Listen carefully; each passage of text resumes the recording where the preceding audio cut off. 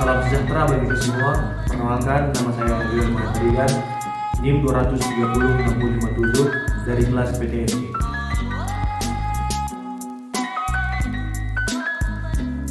Di sini saya akan menjelaskan proses perjalanan membentuk telur pada ayam betina. Terdiri atas ovarium dan ovidum. Ovarium adalah kumpulan anggur, setelah itu ovidum terbagi atas infundibulum, magnum, isthmus, uterus, vagina, dan kloaka. Di sini saya akan menjelaskan bagian dari infundibulum. Berbentuk seperti corong ovidum, panjangnya sekira 9 cm, berfungsi menangkap ovum yang sudah matang. Di sini ovum berada sekitar 15-20 menit. Setelah itu ovum didorong ke magnum. Setelah itu bagian magnum. Bagian magnum adalah bagian ovidum yang paling panjang, sepanjang 33 cm. Di simpang magnum, sel sperma menunggu sel telur untuk dibuahi. Di sini juga terjadi sintesis dan ekskresi albumin. Albumin terdiri dari 4 lapisan, yaitu kelazae sebesar 27%,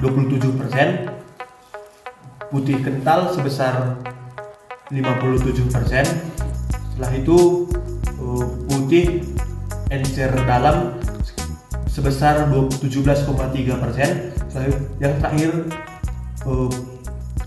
putih encer bagian luar 23%. Di magnum, yolk dibungkus putih telur sekitar 3,5 jam. Setelah dari magnum masuk ke isthmus. Isthmus panjangnya 10 cm. Di isthmus terjadi ekskresi membran. Di isthmus berlangsung selama 1 jam 19 menit sampai 1,5 jam. Setelah dari isthmus masuk ke uterus, di sini panjangnya 10-12 cm. Di uterus terbentuknya kerambang telur, berlangsung selama 20-21 jam. Yaitu vagina. Di vagina tidak ada terjadi pembentukan telur selain pembentukan cuticula. Telur hanya melewati vagina selama 3 menit. Setelah itu kloaka. Kloaka adalah tempat pengeluaran telur. Jadi proses perjalanan terbentuknya telur pada ayam betina membutuhkan waktu 25-26 jam.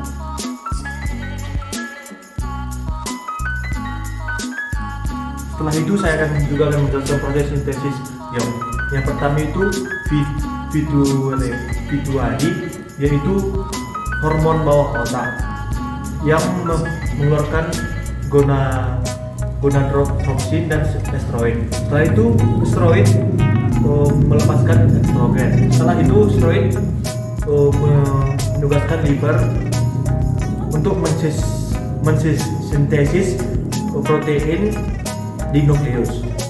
Yolk terdiri atas asam amino, fosfor, kalsium, dan lipid.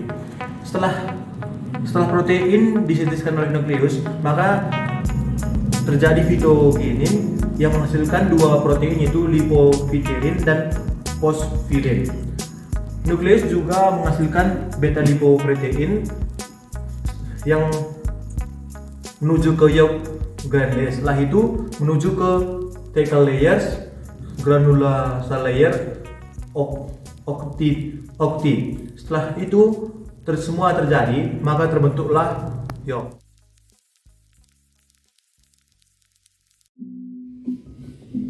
Di sini saya akan menjelaskan proses sintesis kerabang. Sintesis kerabang terjadi sebelum telur masuk ke uterus dan telur masih berbentuk yolk dan mengalami sintesis albumin di magnum dan sintesis kerabang di isthmus. Di magnum terjadi selama 3 jam dan di isthmus terjadi selama 70 menit. Setelah itu saya menjelaskan bagaimana prosesnya. Di sini di plasma darah terdiri atas 2, yaitu CO2 dan H2O, dan masuk ke glukosa sel kelenjar kerabang, secara metabolik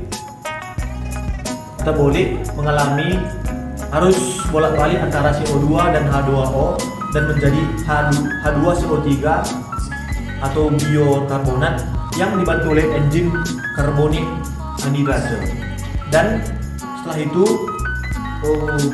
menjadi HCO3 negatif karena H positifnya keluar. Setelah itu masuk ke cairan dalam kelenjar kerabang, HCO2-nya juga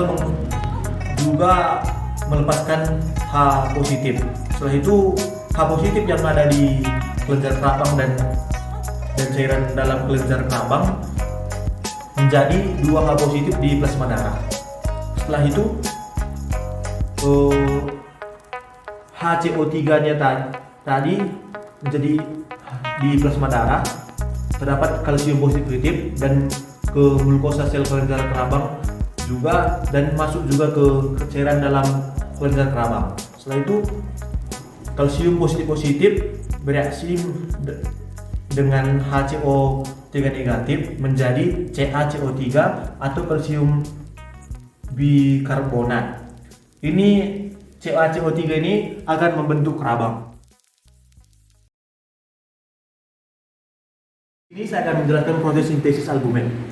Proses sintesis albumin terjadi di magnum selama 3 jam.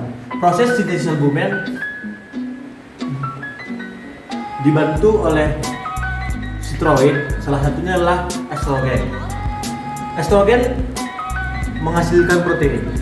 Setelah itu, molekul estrogen larut dalam lemak masuk ke dalam membran sel dan diikat menjadi reseptor estrogen. Setelah itu menjadi kompleks reseptor estrogen tak aktif. Setelah itu reseptor estrogen dan kompleks reseptor estrogen membentuk kompleks reseptor estrogen aktif atau disebut dengan 5S. Setelah itu 5S masuk menuju ke nukleus dan 5S berinteraksi dengan kromosom dan menjadi mRNA. Setelah itu mRNA keluar dari nukleus dan dilaktasi ke ribosom. Setelah itu menjadi protein yang spesifik yang disebut dengan asam amino. Setelah itu asam amino menjadi buah albumin dan protein telur. Setelah itu terjadi proses sintesis albumin. Sekian hasil video praktikum saya. Jika ada salah kata yang saya ucapkan, mohon maaf. Sekian dan terima kasih.